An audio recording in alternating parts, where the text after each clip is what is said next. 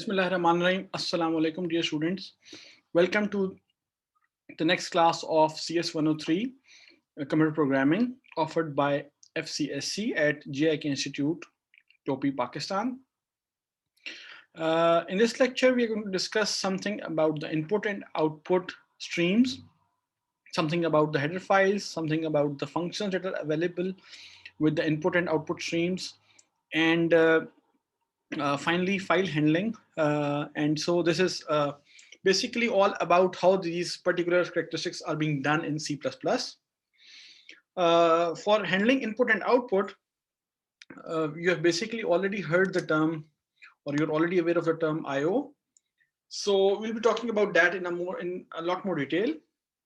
So let us formally begin with this chapter. In this particular chapter, you'll be learning what a stream is and how you can examine input and output streams. We'll be discussing how to explore and how to read data from the standard input device. We'll be learning how to use predefined functions in a program. So this is something that you might have already done a little bit, but we need to visit them formally. We'll be exploring how to use the input stream functions like the get function, the ignore function, the putback function, and the peek function. So these are the four functions that are of importance to us for now. And we'll be discussing them from the perspective of input streams. We'll be talking about the input failure problem. When does the input fail? We'll be learning how to write data to the standard output device. So that's the opposite of what we have seen so far. We'll be discovering how to use manipulators in a program to format your output. So you've already seen some examples of setprecision, and we'll be working on similar manipulators.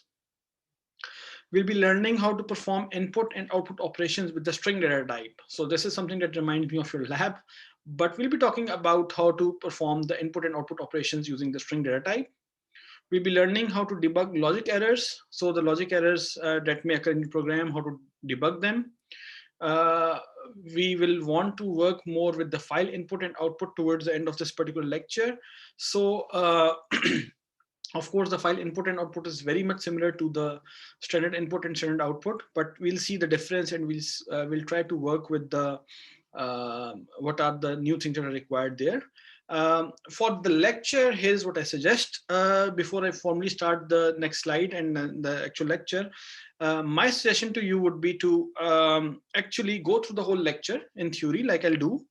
And at the end, when I'll go through the examples one by one, I'll ask you to actually run the examples with me and also open the theory, though the particular slides that are required, and maybe just go through the lecture along with the of course, first time you go without the code, and the second time you will be running with the code. So again, go through the lecture again, and the second time when you go, you actually run each code along with the corresponding slide. And in that manner, you'll be better able to understand what is going on and what is the purpose of each code in there. So without further ado, let's begin the lecture. So what is an IO stream, and what does a standard IO device, what do we mean by a standard IO device? IO is basically short for input output. And when we talk about streams is nothing but sequence of characters that we receive from a particular source, and we want to transfer them to a destination. Anything that is basically a group of characters, a sequence of characters, a sequence of bytes for us, for example, from our computer, we can classify them as streams. The main thing is that the stream is always transferred. It originates from a particular source, and then it has to be transferred to a particular destination. The idea is very simple. What is an input? An input stream is basically a stream that originates from a device and is supposed to be transferred to our computer. The destination is our computer. The output stream, on the other hand, is again a stream, a sequence of characters, a sequence of bytes that needs to be transferred, this time from the computer to an output device. The output device can possibly be a screen, a monitor, a projector, or even a printer for that matter, or even a file. So that's the output stream. The input stream, on the other hand, is would be basically be the examples of that can be input from keyboard to your computer. They can be input from the mouse to your keyboard to your computer, and so on. So anything that any device, if you play if you play games, Xbox or something, so the information, the stream, the bytes that are being transferred from that particular um, device to your computer, that's going to be the input stream for you. So typically, when we talk of input streams, they are usually a sequence of bytes, and bytes are usually represented as characters in general. However, it depends on the program that is requiring this information. And if it requires other types of information, we can always retrieve other characters as well. So other data types as well. In C++, we typically use the IOStream header file to receive data from keyboard and send output to the screen. So for both input and output, we're going to use the IOStream header file. You've already seen me using it in a lot of these examples, or the previous code that I've always said, told you to include hash, include IOStream. IOStream basically, it contains definitions of two particular data types. So like int is a data type and float is a data type. Similarly, you can have two more data types. One of them is called the iStream, which is short for input stream, and the other is the OStream, which is short for output stream. So it contains definitions of this particular data type, and it has two variables that have been defined for iStream and for OStream. One of them is called cin, that you have seen already, and it stands for common input. The other is cout, which stands for common output. So OStream data type cout is available. OStream data type is available, and then you have got a variable named cout that originates from OStream. And similarly, you have got an iStream data type available from which cin variable is originating. So yeah, the declaration is very much similar to however you declare a normal variable. So iStream cin and OStream cout. However, if you want to use cin and cout, you need to include the preprocessor directive hash include iostream, like I've said before. All the input stream variables are of data type iStream, while all the output stream variables are of data type OStream. So that's all that you need to know about iostream and IO devices.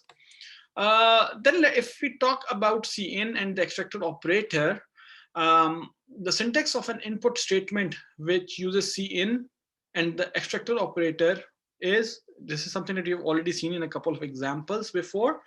And you need to remember that you can also put in double with it. And this will basically get two variables, one for this and one for this, and store them there.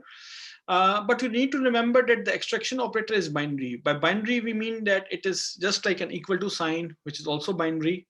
And unlike the not sign or the other end or some other operators which are unary, this is a binary operator. A binary operator is something which has got a left-hand side and a right-hand side as well.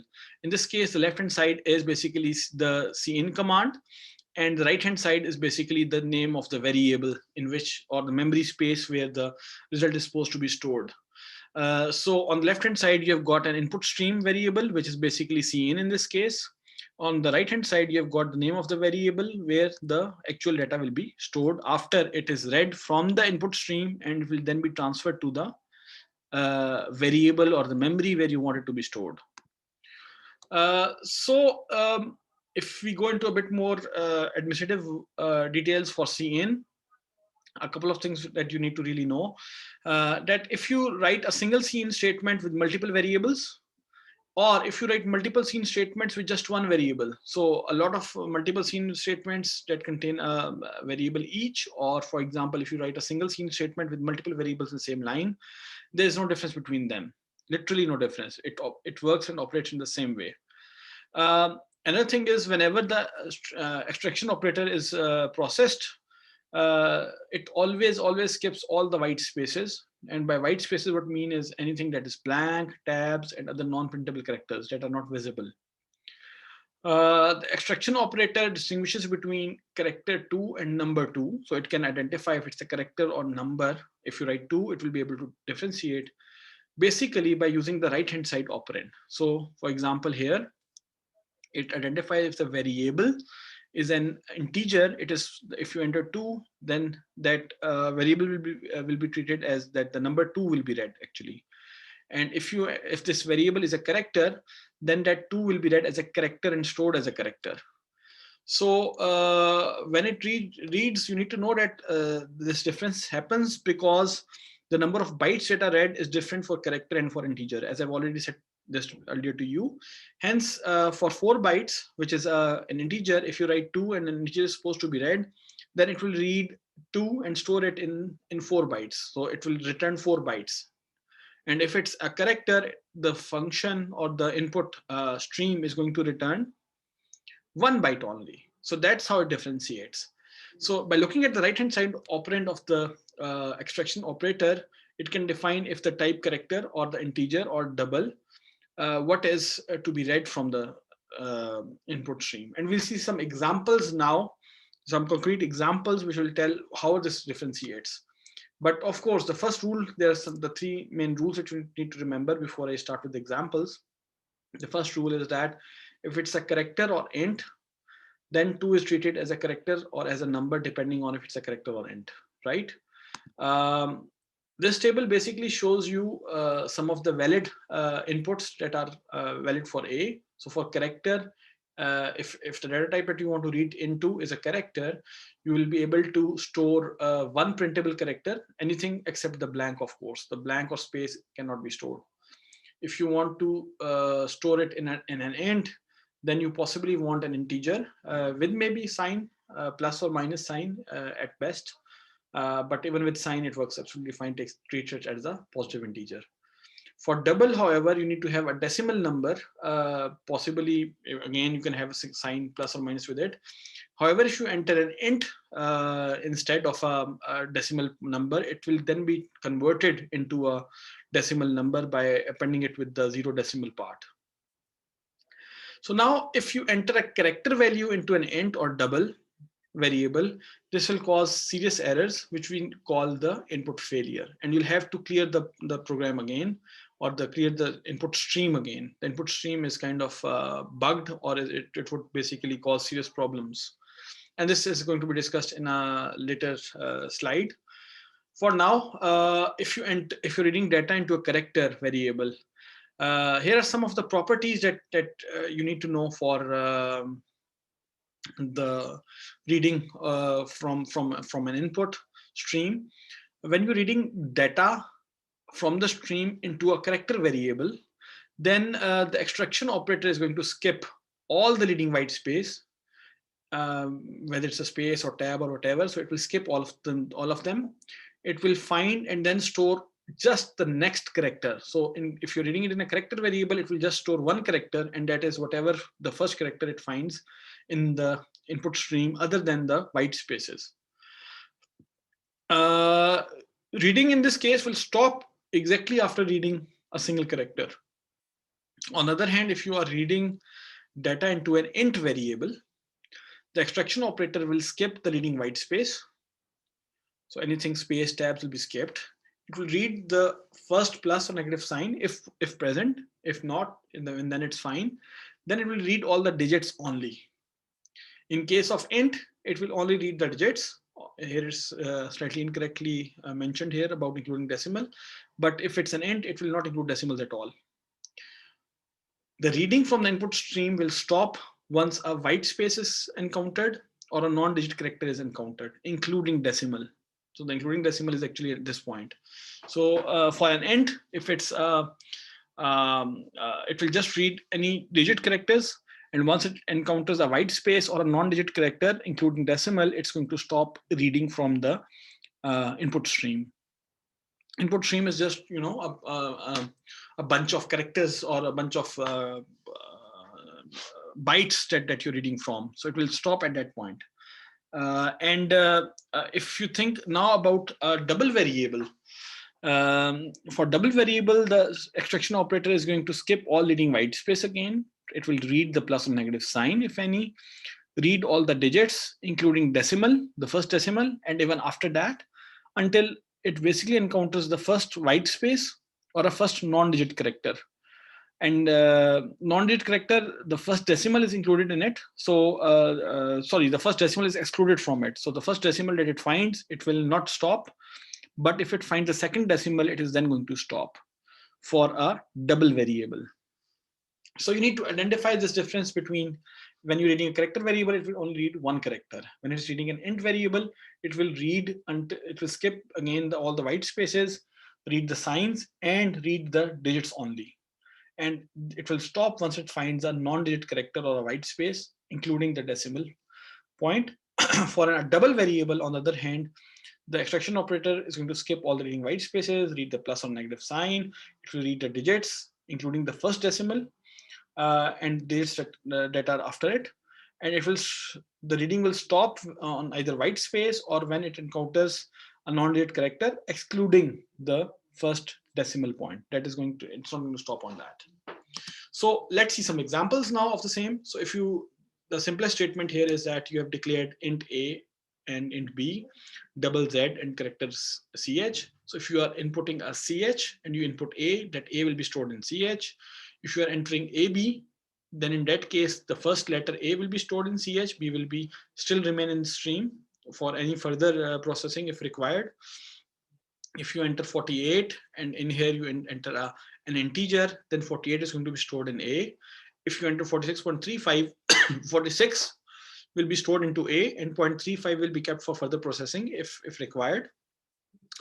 If you want to store 74.35 into the double Z, then 74.35 will be stored into double Z. If you want to store 39 into double Z, then 39.0 will be stored in double Z, because 39 is an integer. It will be converted to double before it will be stored. And finally, if you actually want to store two different data types, Z is a double, A is an integer. So first you are expecting a double and then an integer, and you actually enter 65.78 space 38. It is going to read it as 65.78 into Z. Then space is going to be breakup. And then when you finally encounter A, for A you have got 38 and will be stored in 38. So these are some of the straightforward scenarios, some of the general scenarios, which are not so difficult to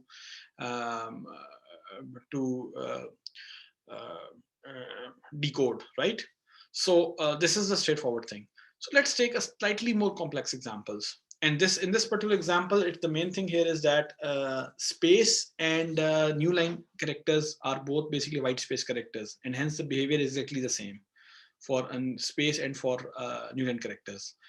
And of course, the statement number 4 here is a bit different. I'll talk about it later. But first, for example, you note that the statements are all the same. You always have got C in as A, the character is CH, and then you've got Z. And the input varies. If you put spaces, it still performs in a similar way, 57 for the first integer. Then a space is encountered, so this space is then kind of not considered. Then it finds A for the character CH, and then the space is encountered, so that space is also, that leading white space is truncated. And finally, you have got for Z, you get 26.9. If you put \n or a new line instead of your space, it still behaves in a similar way as is shown for the first 3 statements and first 3 inputs. However, the 4th input is really interesting. In the 4th input, you notice that there is no space, 57, 8, 26.9. However, you notice that the output is still exactly the same. Why is that so? The reason for that is you see it reads A. It first expects an integer A. So it starts reading 57. After encountering 57, it first encounters a first non-digit character. So it stops for A. The thing after reading 57 that is left in the input stream is A26.9. So for this, it starts from A26.9. This is a character, so it just reads one character. A is read and stored in CH. So what's remaining in the input stream is 26.9, and that is what we store in the next double. So 26.9 is then stored in the double, and that's how we get the same input. So even with this input, we notice that the program still returns the same thing. Okay, so let's take the next example. So this is where you'll notice that now if we change the statements, depending on the input, we may get different results. So in this case, A and B are two integers, that is a double. CH1 and CH2 are basically three characters. In this, we are expecting a double first, then a character, and then a integer. And the input that we get is 36.78 B34. This is very much similar to what we did in the last statement 4 in the previous example. And this will be read exactly in the same way. So first you're expecting a double, so 36.78 will be stored in Z. B will be stored in character, and finally 34 will be stored in A. And this is exactly what happens here. Then if you think about what you call the next statement, which is C in Z CH A, the same statement again, and here instead you have got a new line. The behavior is still exactly the same as was in the previous case. The third statement is kind of interesting because here now you're expecting A, character A, so integer A, integer B, first two integers, and then this should be followed by a double. And what you've entered is 11 space 34. So when the first space is encountered, it takes 11 as your first integer. When 34 is encountered, this is taken as your second integer. However, there is nothing left in the input stream. So what computer does is that the computer is going to wait for you. The string will probably wait for your input. And only if you enter a proper input will it go for the storing that value into Z, or try to store the value whatever you enter into Z. So if you just enter 11 and 34, it is going to be held in a waiting state. C in, so next is that we want to input an integer, and basically a character Z, a double Z. So a character CH actually, and integer A and a double Z, and you enter 78.49. So this is the most interesting part. It will read 78, and then it encounters a decimal. It's expecting an integer, so it will kind of halt there, put 78 into A, and then it's expecting a double, which starts with point. So 0.49 is going to be stored into Z. So that's what exactly happens. And from this, reading these two, you're going to get, with this input, you're going to get 78 into A and 0.49 into Z. Then if we talk about the next part, which is CH followed by A. So this is now you're expecting a character first and then an integer. The character 2, when you read 2 will be stored into CH, and the remaining part 56 will be passed on to A, and that is exactly what you notice here. Character 2 is read followed by an integer 56. However, if you reverse the statement with the same input, the integer A will now get 256, and the program will wait or halt depending on wait for the input from you further for CH, because there's nothing left in the input stream after 256 was read. If you want to read two characters in this particular scenario and you enter A space B, the first character A is read into CH, the trailing white space is removed, and finally B will be read into CH2, and that is what exactly you notice over here. So these examples actually show how the operators work, the extraction operator basically works, and we have noticed some really peculiar patterns, but those patterns are all standard patterns, so they'll always occur in the same way. So when we talk about input and output, there's a new concept here for you, which is the concept of functions. I explained functions a little bit in the class in the physical mode, but I think I'll do that for again. A function is nothing. It's basically a subprogram. It's a part of your program, and it is meant just to perform a particular set of instructions. It is supposed to accomplish a particular task when it is activated, and it has a set of instructions. That's it. One of the many functions that you have encountered or that you'll encounter in this course, one of the most important functions is the main function, which is always executed when a program is run. So a program always starts executing from the main function. And other functions are basically executed only when they're called from the main function or from another function. So they cannot run on their own, or execution cannot start with other functions in C++. The good thing about C++ is that since it was conceived early on in 1980s, there are a lot of functions that are available for us to use. Luckily, those predefined functions that are available to us are organized as a collection of libraries that we now call header files. And these header files are always included along with the compiler, and hence all we need to do is use #include sign to include these header files into our program, and then we can call the corresponding predefined function to use the to perform a particular task for us. What I'd recommend you to do is to always Google whatever task you have to do. You can always Google it, and from Google you can know the corresponding function, the predefined function that is available for you to perform a particular function. Just include its header file into your program, and then you can basically call that particular function, provide its corresponding or required arguments or parameters, and it's going to perform the task for you and return to you the result of its task. Some more things about header files. Well, the header files that you include may contain, or definitely most of the time actually contain, several functions. If you want to use a predefined function, you will need to know some particular things about the function. For example, you need to know the name of the appropriate header file that you can always get through Google if you don't know. You can also get through Google the name of the function, the number of parameters that are required for it, the type of each parameter, the data type that is, and of course the functionality that is provided by that particular function. So for example, if you want to sum two numbers, there may be a function sum that takes in two parameters that you want to sum, and it then performs some function on it, and it then returns the result of the sum operation, and so on. So these are different functions that are there, and we'll talk about functions in more detail once we are I think talking about user-defined functions and the different signature and other characteristics of a function. For now, it's just necessary, it's just good enough to understand that there are a lot of these built-in functions that we can use, and they perform a task for us. You provide them the corresponding input, they provide you the required output. To do that, however, you need to include the header file. So for example, here's an example of power function that we probably required in some of our quizzes, and I kind of allowed you to even use other things, but in reality, it requires a specific function to get the power.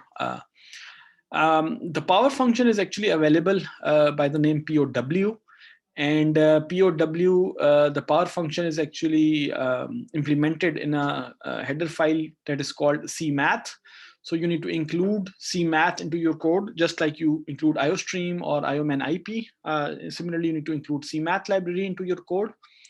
The cmath library basically has many other functions as well. POW is one of them, the power function.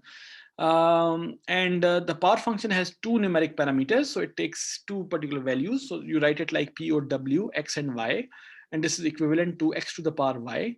The result that it gets, so if the value, you pass it the two values, for example, POW23, and it is going to give you the result 8 in place of it. And x and y are basically the arguments or parameters, that's what they're called. And the return result is what it returns. So for example, it can return 8 for this particular scenario. And that is how a predefined function works. More of this detail and this signature and other characteristics of a function maybe in upcoming lectures. But for now, it is sufficient to know that you can use some built-in functions that have already been implemented for you by the C++ community in general. So let's talk about the cin functions that are available. So for example, the get function. The get function that is available with cin basically inputs next character, whatever the next character is. And the good thing about the get function is that it can, if you want to get the white space character as well, in that case, you can use the get function. Cin, here's the syntax of it. So it gets cin.get, and here you need to specify where the character variable is going to be stored, and it is passed on as the argument or parameter to the get function. And what this does is that it basically, whatever memory space's location is indicated by the argument, in that memory location, it is going to store whatever character you are going to get in. And that character could be a white space. So if you want to include white spaces, use cin.get. The simple cin does not intake white spaces. The syntax is really simple: cin.get with the name of the variable character, and the variable character is basically a character variable. Okay. Similarly, like the get function, you have got the ignore function. The ignore function discards a portion of the input. So this function is again very useful when you want to discard a particular portion of the input. For example, you want to read the first 100 characters or something. So what you get here is that cin.ignore the number of characters that you want to read, and if you encounter a particular, the number of characters you want to ignore at the start, and if a particular expression is observed, only after that you will start reading the input. So you'll stop at the point where you uh, observe this particular character expression. So int expression is an integer expression, ch is a character expression. And if the integer expression value is evaluated, if this expression is evaluated to a value m, the statement says, what does the statement say? The statement basically says, ignore the next m characters or all characters. So the next m characters, next 100 characters or something would be ignored if you put 100 here, or all characters will be ignored until a specific character expression which is specified by chexp is found. If you find that character, only then you will continue to read values and not ignore. So if you consider the declaration, for example, here's a small example. Here you consider declaration int a b, and the input 25, 67, 89, 43, 72, and next line 12, 78, 34. Now let's suppose that you will run cin a, you put cin.ignore 100 comma backslash n, and then you put cin again b. So extraction operator here, this is going to operate by a. A is basically integer, so it reads this line 25 space 67 space 89 space 43 space 72, right? So this is what is your present in your input. So this basically means that you input the first character a into 25 into a. That's the first thing. So 25 will be stored in a. Once a white space is encountered, the scene is finished. Then it says that ignore either the first 100 ones or until a new line is encountered. So in this case, it is going to ignore the whole of the first line because this is within the first 100 alphabets or digits, and then it is going to within the first 100 positions. And after it ignores these first 100 positions, it encounters backslash n. When it encounters backslash n, the ignore effect is stopped. So the next C in B is going to start reading from here.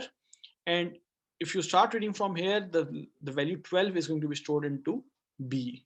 So everything after 25 is going to be ignored. And the next one, it will basically be reading B from this particular place. 12 will be stored into B. And that is what is exactly explained in a bit more formal way in these lines. So what about the two more functions? And I think the name here clearly explains what these functions are. What does the putback function do? The putback function places previous character extracted by the get function. So it does exactly the opposite of a get function. It puts back the previous character that was extracted by the get function back into the input stream from which it was extracted. Similarly, the peek function actually peeks ahead. It returns the next character from the input stream, but it does not remove the character from that stream. So it's exactly like the get function. However, instead where the get function actually removes it from the input stream, a peek function does not remove it from the input stream. The character remains there in the input stream. So if you get the next character after using a peek function, you're probably going to get the same character that you got in the peek function again, with the difference that now with the get function, it is going to be removed from the input stream. Here are the syntax for both these functions. iStream variable, so this is the input stream variable. For example, cin and put back. So in the stream, you want to put back the character that you got in ch. So ch is a character variable which you got, so you want to put it back into the input stream. The syntax for peek is basically ch is equal to istream.peek. So this returns, or this gives you a character ch. And the way it does is that it basically looks into the iStream var, for example, the cin, and whatever is present in there, it gets the first character and puts it into ch. However, it does not remove it from the input stream. It creates a copy, if you want to call it like that. So the ch that we get here is copy of the original thing present in the input stream. However, you need to know that cin and get are basically two separate identifiers that are separated by a dot. A dot typically separates the input stream variable name from the member or function name. And in C++, dot operates as the member access operator. So this is like saying that get is a member of cin, and then since get is a member of cin, so in cin you can always use the get function and you can access the ch value and perform the function whatever you want to do. So the dot notation that we have used here, cin.get, as well as, you can see it here, cin.putback, cin.peak, and so on. These are all dot operators that are used for combining two different identifiers that are to perform a particular function. And maybe they are used for accessing the different operators. So in the earlier slide, I was talking about input failure, and I thought that, I told that I will be talking about it in a later stage. Things can go wrong during execution a lot of time. That is what happens. You're expecting a character and someone inputs an alphabet, someone inputs a digit, or you're expecting a digit and someone inputs an alphabet. So when you're expecting a character and someone inputs in a digit or a number, it's still fine because a character can take the first value from the number and treat it as a character. However, well, the next things would be problematic because the whole number was not taken out, and hence the next character or the next digits can be wrong, or even at times the matching or the logic will totally be failing. So there are a lot of things that can go wrong during execution.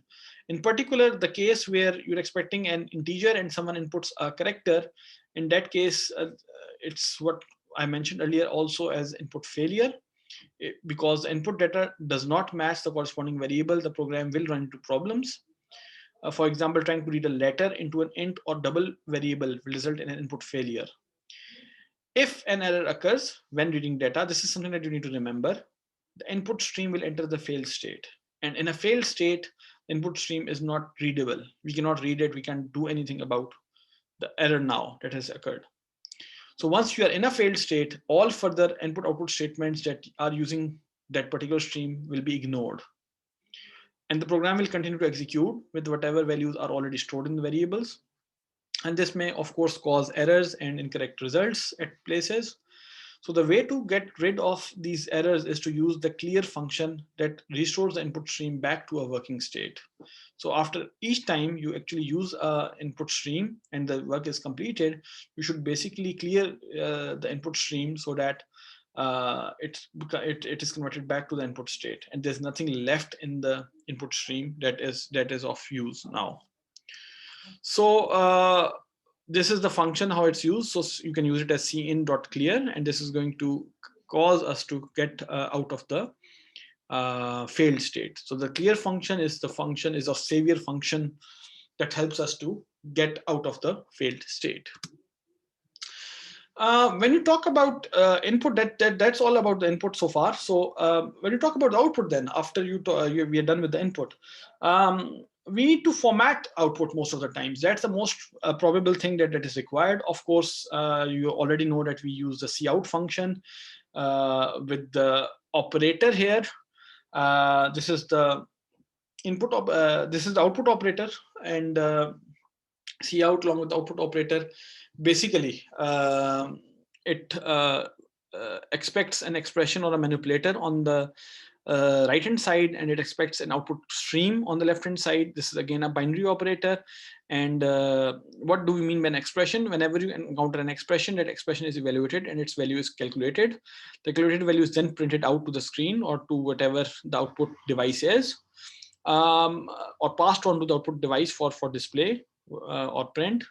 The manipulator here is basically what we use to format your output. So this is manipulator actually changes your output into a particular format. And for the clear example here is end-l, which you can use to go to the next line. The syntax, okay, so when we talk of manipulators, one of the most commonly used manipulator is a setprecision manipulator. Here's a syntax for set precision manipulator, which sets how many the decimal point should be displayed up to how many points. So for example, if you set precision to 5, the number will be truncated to 5 points. Sorry, the number will be rounded off to find 5 points. That's the precision for it. So with set precision, you're actually going to round off numbers. If you set precision to 5, the number will be rounded off to 5 decimal points. It outputs decimal numbers with up to n decimal places with rounding off for the last decimal place. And to use the set precision manipulator, you must include the ioman-ip header file into your code by using the hash include ioman-ip command. So another operator is what we call the fixed operator or fixed manipulator. The fixed manipulator fixes, it basically outputs floating point numbers in a fixed decimal format. So it will only allow it for a fixed decimal manner. So for example, if you use cout fixed, it will basically be causing you to use a fixed decimal format. You can disable this by basically using the stream member function unsetf. So for that, you can use basically cout.unsetf ios : fixed. If you use this, it is going to basically disable the fixed operation whenever you want to do it. Similarly, you've got a scientific manipulator which outputs floating point numbers in scientific format. This is in fixed decimal format. This is in scientific format. Similarly, you've got the showpoint manipulator, which the showpoint basically forces the output to show the decimal point and trailing zeros as well. So if you don't mention it, then it might just skip the decimal points and the trailing zeros. If there's an integer, it will not add anything. So showpoint actually makes sure that decimal points are also shown along with the trailing zeros. And here's an example where you see out fixed and showpoint both together or even alone as well. So there's another common function that is very commonly used, which is the setw function, set width function. So it's short for set width. It outputs the value of an expression in a specified number of columns. For example, if you specify setw5 x and ndl, it is going to specify the value of x in 5 columns alone. And anything that exceeds the number of columns required by if the number x actually if the number x is less than the number of columns 5. So for example, let's say the number is 43, then 43 will be placed in the right hand side, and the rest 3, the first, second, third columns that have been reserved for the value x by setw command, they'll basically be filled with white spaces. So you'll not see anything in the first 3 columns, but in the 4th and 5th column, you'll see the value 45 printed out. Again, to use the setw command, you need to include the ioman-ip file. Of course, there are other additional output formatting tools. And the good thing about them is that all of these tools give us more control over our output. For example, the setfill manipulator, for example, the left and right manipulator, for example, the unsetf manipulator. And now we'll see some more details about all of these. So let's start with setfill manipulator. The setfill manipulator basically outputs stream variables. Output stream variables can basically use the setfill operator to fill unused columns with the character. So for example, if you see the setw basically by default fills the unfilled unused columns by spaces. So you can basically override the spaces option, and instead of that you can say that fill them with, for example, hash in this particular example. So instead of space it would be hash hash hash and the number, the 45. For the left and right manipulators, left basically is used to left justify the output. You can disable the left justification by using unsetf command. So by using again unsetf ios left, you are unsetting it, and hence it would be disabled. Similarly, you can use the right for right justification of the output, as I showed you earlier. So when we talk of manipulators, there are 2 types of manipulators. One is that requires some parameters, and the other is that do not require any parameters. The one that requires parameters are called parameterized manipulators. The ones that do not require any parameters are called non-parameterized parameters, non-parameterized manipulators. And the ones that are parameterized manipulators, they require IOM and IP header.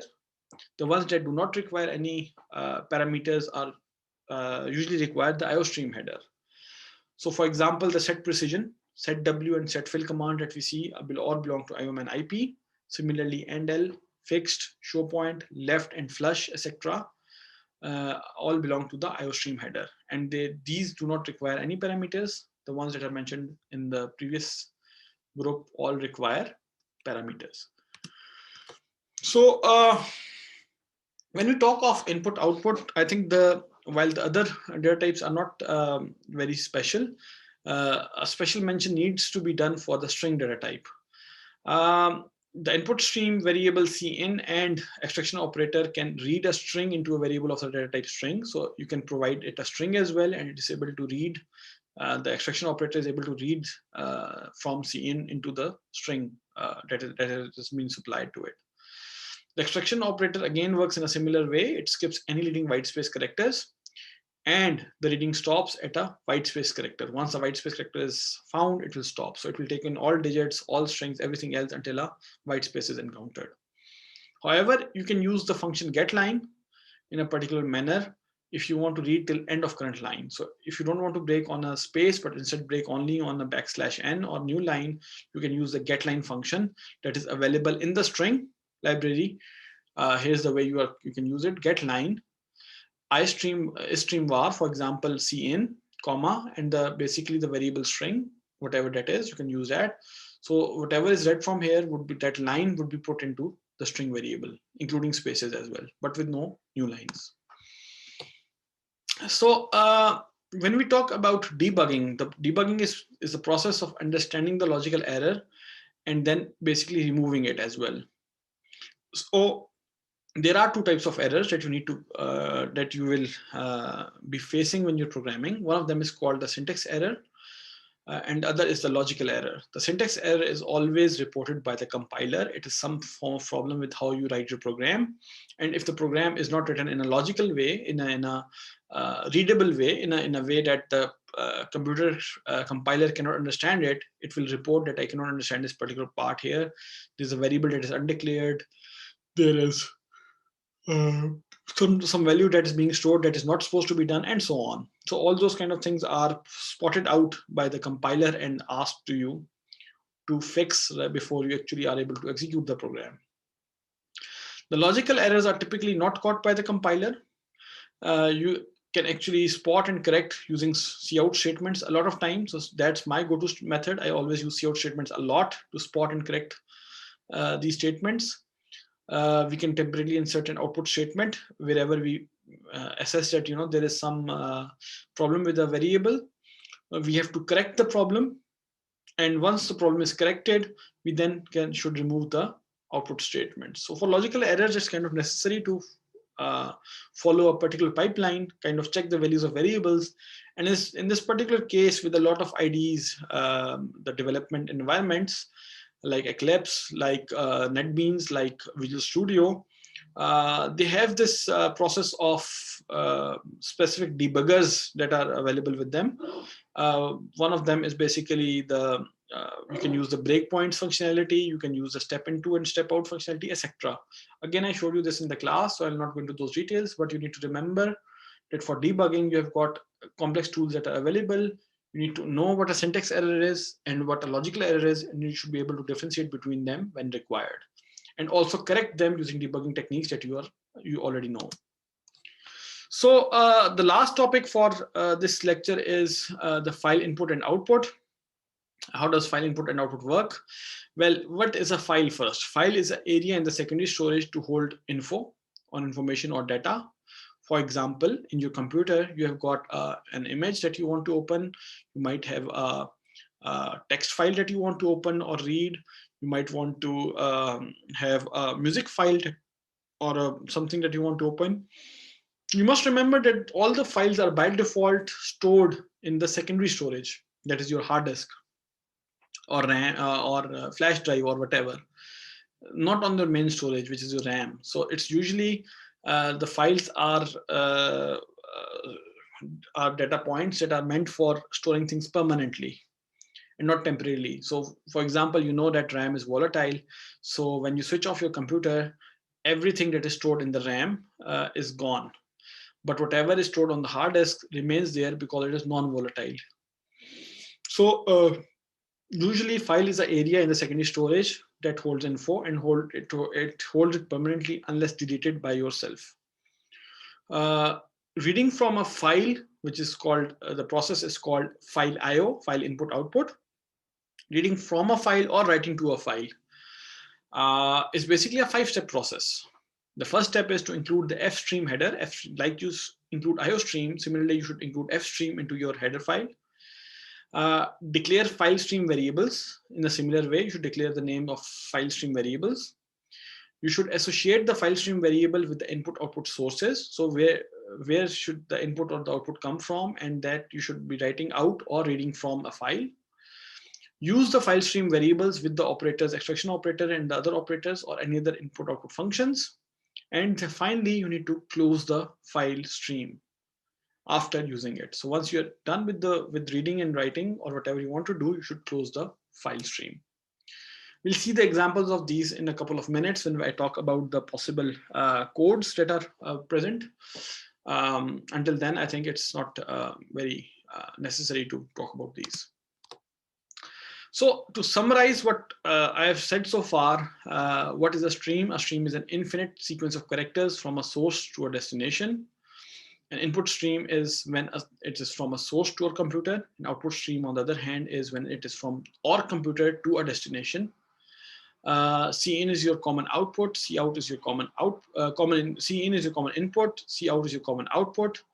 To use Cin and Cout, you must include the IOStream header. The get function that is available with Cin actually reads data character by character. On the other hand, the ignore actually skips data in a line or until you want to skip it. Putback character works exactly in the opposite way to get.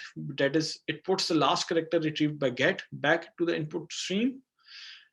Peek is something that actually peeks ahead and it returns the next character from the input stream. It works exactly like the get, except for that the character is not removed from the input stream. In get, the last character that it reads, it also removes it from the input stream. So peek returns the next character from the input stream, but it does not remove it. If you want to read invalid data into a variable, this will cause input stream to enter the failed state, and in failed state, you need to use the clear function to get out of your to get that input stream working again. The manipulators setprecision, fixed, showpoint, setw, setfill, left and right can be used to format output. So manipulators are of two types, like I mentioned earlier. Some are parameterized, some are non-parameterized. The ones that are parameterized can be accessed using the IOMan IP header. For example, setprecision, setw, and setfill. On the other hand, the non-parameterized ones can be accessed through the other IOStream header. Yeah, so for files, I told you that you should use the header fstream, and they contain the definition of ifstream, input file stream, and output file stream, which is ofstream. So for handling files, you need to take care of ifstream and ofstream. So that's about it for this particular lecture.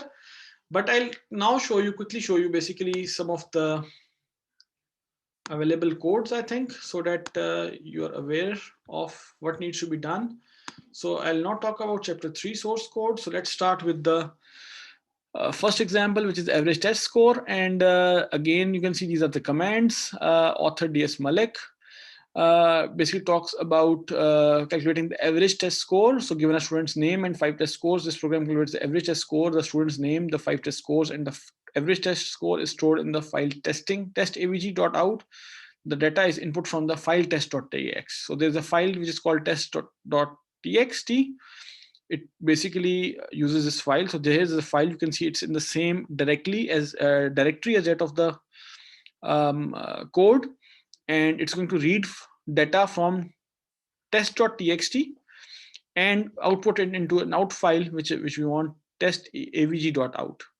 So basically, maybe we can just yeah, we'll see what's stored in the file first. So I think I need to show. So in the file, we have got the text written Andrew Miller, 87.5, 89, 65.75, 37, and 98.5.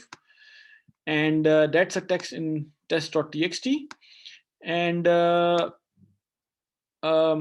so yeah, if that is a text that we want to read, and then we want to find the average and finally store it out in the test avg.out. So here it's basically the result is written here. I might want to delete it for now so that there's nothing stored in the file. As you can see, actually I might actually take out the file. I can basically, I want to delete it, so there's no file in there. Let's put it out to trash.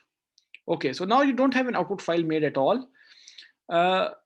If you read this particular thing, of course, first thing that I notice in this is that it has included the IOStream function, it includes the fstream header, it includes the IOMan IP header, and it also includes the string header for handling strings. These two are for, I think this is for manipulators. This is also for manipulator and input output handling. And this one is basically for handling files. Okay, so moving on, IFstream in file. So you first input a file stream, you define a file stream, input file stream, then you define an output file stream, which is out file, and then you define some doubles, some data types, some strings. So this is how you actually open a file for reading. So this is like you're saying that input file.open. So this input stream, open it for, the name is test.txt. So it is supposed to read this out. Similarly, you want to open a file test avg.out. So I deleted that file just now, but you might want to, it might give me an error. Let's see what it does, because it's not able to find this for opening. Maybe we are able to create a new file if required, or otherwise we'll read that anyway. So output file fixed showpoint is the next thing, right? It sets its precision to 2. So it will always show all the values up to the second decimal point. Then we start processing the data. The input file is first read to get the first name and last name. Notice that instead of cin, now we wrote an input file. It works exactly like cin, except that cin takes input from the keyboard, but in file is now going to take it from the file test.txt. So the first line is read. It contains 2 variables, which is first name and last name. Then an output file is read. In that you write student name, first name, space, last name, N&L. So this is where you're going to write. So notice that the operators are different here. And that difference of operator is something that is kind of showing that what will happen with the file. So this is where this side is being written out to the out file. In this case, we take data from here, from the stream, and pass it to this one. So this is our input and this is our output. Similarly, from input file, you read the results of the 5 test data sets. In output, you write all the test scores, basically by setting a width of 6. So up to 6 columns, 6 columns, yes, you'll put these values in. Then you calculate the average, and finally, you put it out in the output file. And then you close the input file as well as the output file and return 0, right? So let's just run it. Okay, I don't want to handle output files for now, but yeah, let's run code. So now it's going to read from the file. It's going to print some values, process data, do something. It has done that, and it has finally given me some results. We can see that a test average file was created here. Let's just see what came out. And here it is: student name, Andrew Miller, test scores, so on and so forth. Average test score is 75.55. And this is exactly what we thought would be printed out as we saw in the example file, right? So again, this is something, this is reading from the current folder. If you want to read it from some other folder, you need to give the full path of it. So instead of just test.txt, which is the current path, you need to write out the full path of the input file and the output file. And once it is the correct path is given, it can only read it from there. Or in other ways, you will want to put the file in the same folder as your code. Okay, then let's think of the second function. If this is done, average test score is done. So let's talk about average test scores version 2. In this case, what is happening? It's the same thing: precision, processing data, first name, last name, getting these scores, average test score, summed with 5 and this. So this is just a second version. Average test score scored in the file test avg.out. That is input from the file test.txt. Again, it uses the same file, and it again stores it in test average.out. And I think this is doing exactly the same thing. Input file stream, output file stream, double test score, double sum zero, string first name, last name, open both the files, write out things, set the manipulators, see out to the common screen, get data from the input file, then output it here and here.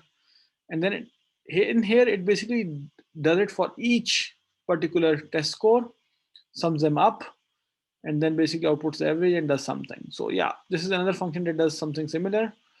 I'll not run it for now, as I've explained it already. Okay, so here is where the input function and the clear function are shown. The input failure is shown, and then a clear function is shown. So for example, in this case, what happens is that we include the IOStream header and a string header. Okay, string name int age is equal to 0, weight is equal to 0, height is equal to 0.0. Line 5, enter name, age, weight, and height. So we need to enter name, age, weight, and height. And then you need to enter the name, age, weight, and height again, right? Name, age, weight, and height. Yeah, that is done here. Then you actually put scene.clear so that it is put to the previous place. Then you use the ignore command, 200 and n, and then you print line 14, enter name, age, weight, and height again. This time the name, age, weight, height is going to be executed. So name, age, weight, and height are all correctly started. Everything looks fine. So yeah, let's just run it and see what happens.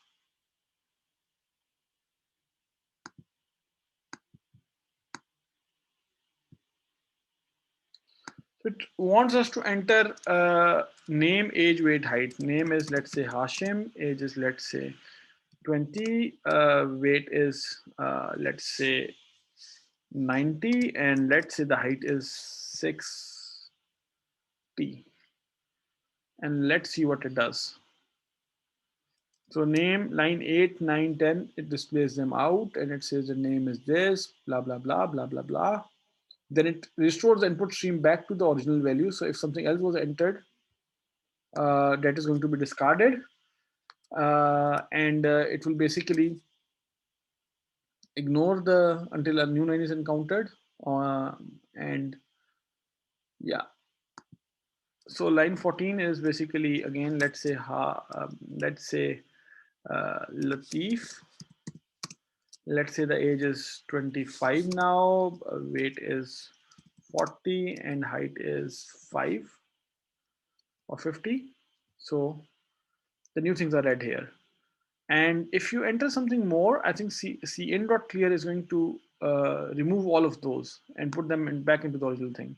So maybe I can just run it once again and show you that couple of things here. Hashim, age is, I can enter age as something really fishy, weight as 30, and height as 20. Okay. Here you notice that Hashim is correctly entered, but the rest is not initialized, and by default it gives them the value 0. However, now if I enter Hashim 40, 30, 20, 30, it's now going to get them correct, because although this thing has failed, if I don't use the cin.clear command, then this is still going to be an error, and it's not going to let me use the cin stream. So it's a good programming habit always, always, always to use the scene.clear after you're done with your input for some things. And then for each next input, always use a fresh stream. This helps a lot of time to avoid errors in the later part.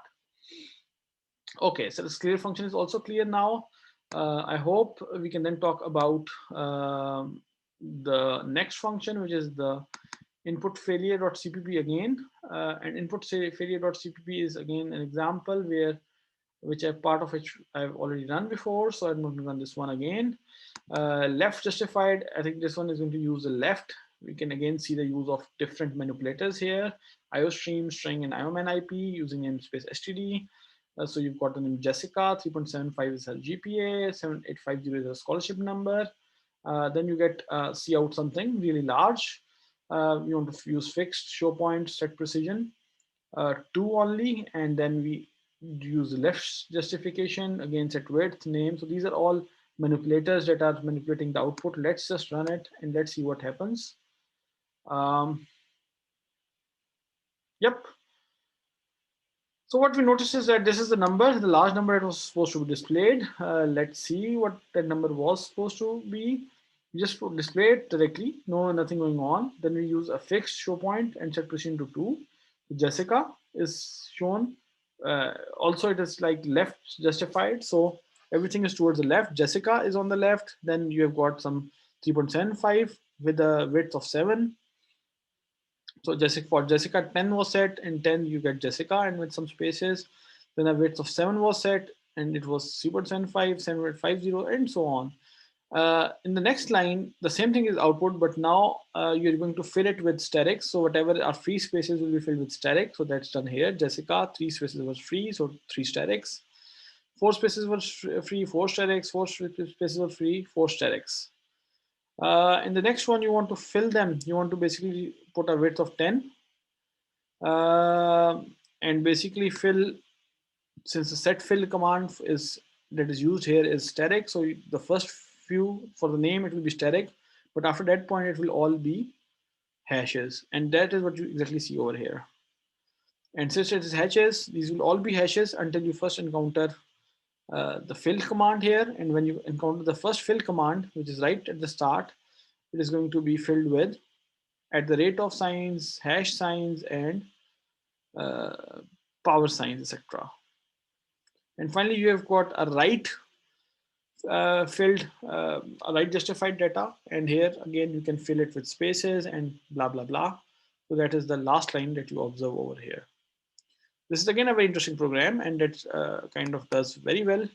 So let's talk about the movie ticket sale program. So this is a program that determines the money to be donated to a charity. It prompts the user to input the movie name, adult ticket price, child ticket price, number of adult tickets sold, number of child tickets sold, and percentage of the gross amount to be donated to the charity. And here you can see a lot of different functions that are for different purposes. For example, it uses a string movie name, double adult ticket price, double child ticket price, int number of adult tickets sold, int number of child tickets sold, and percentage donation and gross amount donated, etc. And then it just uses again the precision and functions, etc. You see the use of the function getLine. GetLine basically helps you in getting the movie name even with spaces.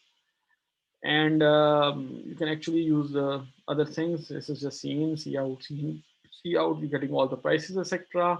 Finally, the gross amount is calculated by the formula, whatever is given, and the amount donated is then calculated, and then net sales amount is calculated, and finally you display them using a certain manipulators again to show the things in a really good manner. I'm not going to run it again, but you can use it.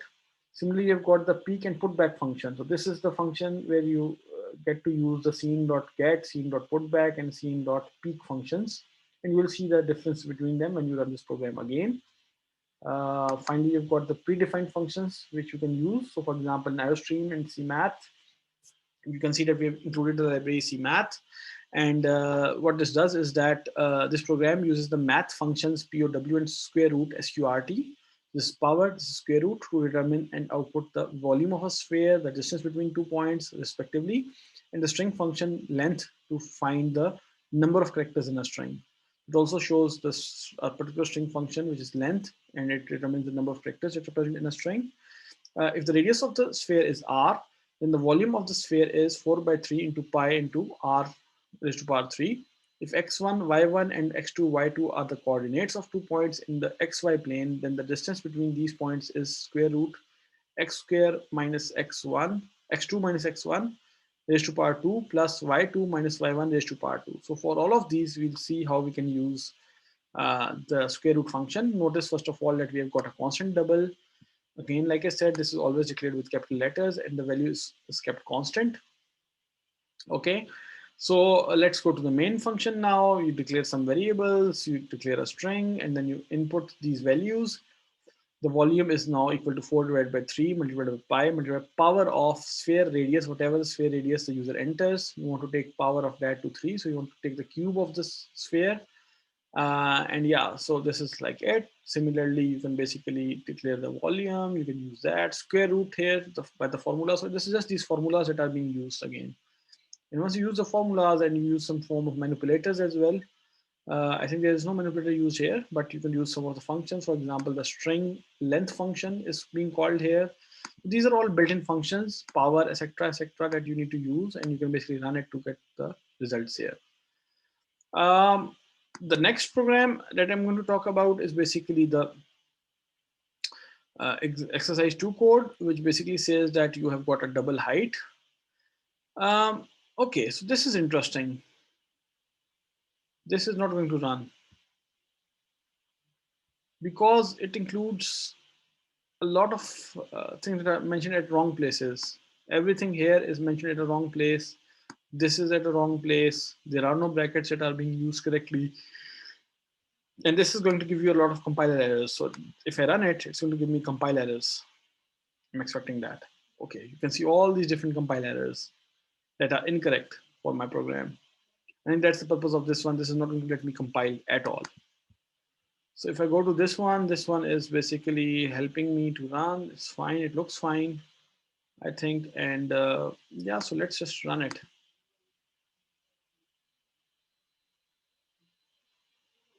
This one is executed. Amount of fertilizer in pounds in one bag. So let's say 60 pounds in one bag. Enter the cost of the 60-pound fertilizer bag. It says 30 crowns or whatever. Enter the area in square feet that can fertilize in one bag. Let's say we can fertilize 100 square feet in one bag. So the cost of the fertilizer per pound is this much. The cost of fertilizer per square foot is this much. This is a conversion program, but it contains logical errors somehow. So the program runs fine, but maybe the values or something else is incorrect here. Let's talk about the scientific and show point. So this shows the scientific calculator and the fixed calculator. Again, you can run it. This is a small program and it will show the scientific notation and the fixed notation. So for example, here it shows that scientific notation in ours is 3.545 e to the power 1. Rate is this much, blah, blah, blah. If you use a fixed fixed decimal notation, ours is 35.4500, rate is 15.00, pay is 531.750, and tolerance is 0.01. You can see the difference here. If you want to use the scientific notation, you should use cout scientific. If you want to use the fixed point notation, you should use the fixed notation, and so on. Then you've got setfill character. Again, this is something that you can fill characters with, for example, static, or we have seen this example earlier. Then you've got set precision fixed to fix the precision. So if you fix precision to 2, this is what happens, fix precision to 3, this is what happens, and fix precision to 4, and so on. So with set precision, actually, you can get different results with different precisions. So this is version B of the same thing, and it does the same thing again. However, it basically says that set F and unset F. It uses the two commands set and unset. So it uses the command setf to use the manipulators, fix and show point, and so on. Then you have got an example for setw, which basically sets the width of the each column. And then you've got a temperature conversion program, which converts from Fahrenheit to Celsius, I think. And yeah, so that's about it. You've got a temperature conversion program B, which does, I think, the opposite of it. It goes from Fahrenheit to Celsius. And you've got a version C, which has to do with, I think, Fahrenheit to Kelvin or something. Go to Celsius again. And yeah, that's about it for all the examples in chapter 3. I'll kind of stop sharing this screen now. Yeah, so I really hope that you learned something about the input and output manipulators, that you now know something about the file handling, as well as you're aware of how to use the different predefined functions. You can probably go for them. You now know the value or worth of the header files. You now know the reason why we are using the input output operators, why we're using file, what is a file in terms of a computer science or computer program, how to use it, what it stores and what it does. And you're now able to use the precision and the manipulators basically, and the extractor operations, how the input stream extractor and output stream extractor work. I hope this is a very useful lecture for you, and you are going to refer to it a lot of times to understand how your what is wrong or what is happening with your input and output streams at various times. I wish you all the best for your projects and hope to see you soon. Take care. Allah Hafiz.